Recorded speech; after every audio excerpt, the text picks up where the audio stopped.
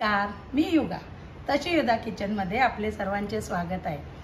आता आंब्याचा सीझन चालू आहे आणि आंब्याच्या नेहमीच आमरस, आंबा पोळी, आंब्याचे विविध गोड प्रकार आपण करतोच। पण गोवन पद्धतीत आंब्याचा एक सुरेख आंबट गोड भाजीचा प्रकार केला जातो, ते म्हणजे आंब्याचे सासव। आज मी ते कसे करतात ते तुम्हाला दाखवणार आहे। चला तर मग बघूया। आंब्याचं सासव करायचे त्यासाठी सर्वप्रथम आंबे लागणार। हे मी हापूस घेतलेत, पण तुम्हाला कुठले रायवळी किंवा छोटे कुठलेही पिकलेले आंबे मिळतील ते घेऊ शकता। तुमच्याकडे किती माणसं आहेत त्या प्रमाणात आंबे घ्यायचे। हे आंब्यांची मी सालं काढलीत आणि असे सोलून ठेवलेत हे आंबे। त्यानंतर सासव करण्यासाठी जसे आंबे महत्त्वाचे आहेत त्याच्यासाठी वाटणही महत्त्वाचं आहे। त्यासाठी काय करायचे, मी हा 1 वाटी नारळ घेतला, 1 चमचा हळद घेतली, 1 चमचा धने घेतलेत आणि ह्या काश्मीरी आणि गुंटूर मिरची घेतली। तुमच्याकडे मिरची नसेल पावडर घेतली तरी चालेल। हे वाटण करायचे थोडं पाणी घालून आणि खूप बारीक फाईन पेस्ट नाही करायची, थोडी अशी रफली झाली तरी चालेल। तर ह्याचं वाटण करायचं आहे।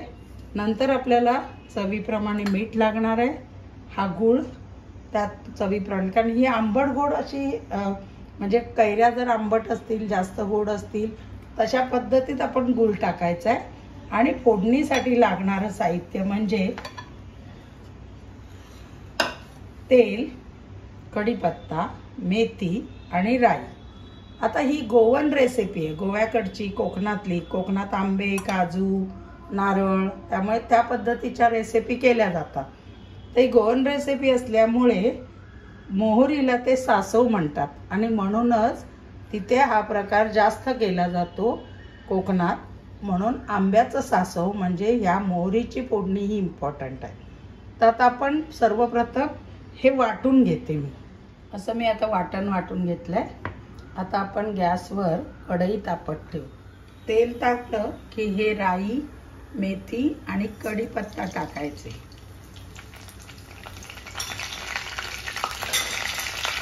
आणि जरा झाकण ठेवायचं। छान राई त्याच्यात तडतडली गेली पाहिजे, कारण सासवचा मतलब त्या राईची चव आंब्यांना लागते। हे बघा, हे असं छान तडतडलं गेल्यावर यात हे आंबे टाकायचे। हे मग तुम्ही आतपर्यंत शिरवत असं दाबून टाका, म्हणजे त्यांना मॅश करून, किंवा अख्खे टाकायचे।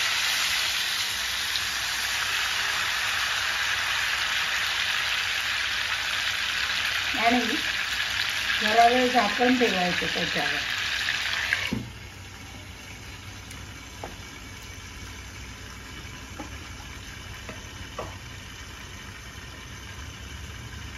आता काय करायचं, 2 मिनिटं वाफ झाल्यावर ते आंबे सगळे त्या फोडणी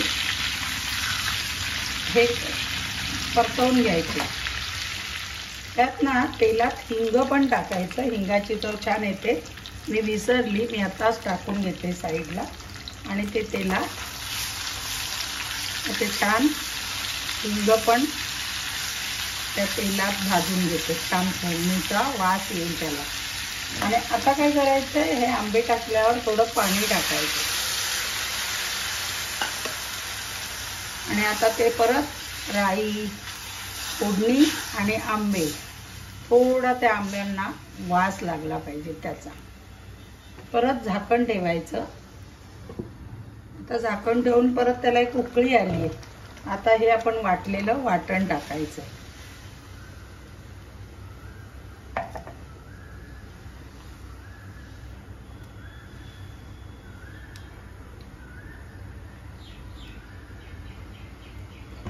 आणि या वाटणात आपल्याला जशी कन्सिस्टन्सी हवी तसं पाणी टाकायचं। हे मी वाटलेल्याच मिक्सरच्या भांड्यात पाणी टाकून त्यात टाकून घेते।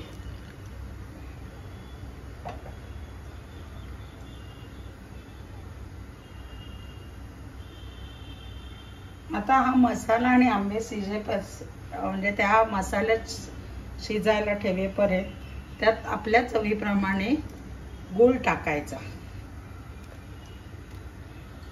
कारण ही आमटी आंबट गोड छान लागते. आता ह्याच्यावर झाकण ठेवून त्याला चांगलं उकळू द्यायचं. झाकण काढते आणि चवीप्रमाणे त्याच्यात मीठ घालते आणि हे सगळं एकजीव करून त्याला जरा मंद गॅसवर 10 मिनिटं आपल्याला शिजून द्यायचे आणि मग 10 मिनिटांनी आपलं हे सासव तयार होईल. मी दाखवते तुम्हाला तयार. 10 मिनिटं झाले. हे बघा मस्त उकळी आली आहे, सगळं छान झालंय आणि हे बघा हे आपलं सासव तयार झालं. आता काय माहिती आहे, ही ग्रेव्ही तुम्हाला जितपत हवी आहे. आता मला भाताबरोबर खायची म्हणून मी अशी ठेवली आहे, पण पोळीशी खायची असेल, पराठ्याबरोबर खायची असेल तरी ही सुरेख लागते. मग त्याप्रमाणे तुम्ही त्याचं कन्सिस्टन्सी ठेवू शकता. आपलं सासव तयार झालं की आता प्लेटमध्ये काढून दाखवते. गॅस बंद. अशा पद्धतीने आपलं हे सासव तयार झालंय. अतिशय सुरेख लागतो. कशी वाटली तुम्हाला रेसिपी? बघूनच रुचकर वाटते ना, तोंडाला पाणी सुटलंच असेल तुमच्या. अशी हे आंब्याचं सासव गरम गरम भाताबरोबर, पराठ्याबरोबर, पोळीबरोबर कशाबरोबरही खाऊ शकता. मला असं वाटत नाही की कोणाला आंबा आवडत नाही. तर आंबा आवडणाऱ्या सर्व व्यक्तींना ही रेसिपी नक्की आवडेल. जरूर करून बघा आणि मला कमेंट्सद्वारे कळवा कशी वाटली ते. माझ्या रेसिपी आवडत असतील तर लाईक करा, शेअर करा आणि जरूर सबस्क्राईब करा. धन्यवाद.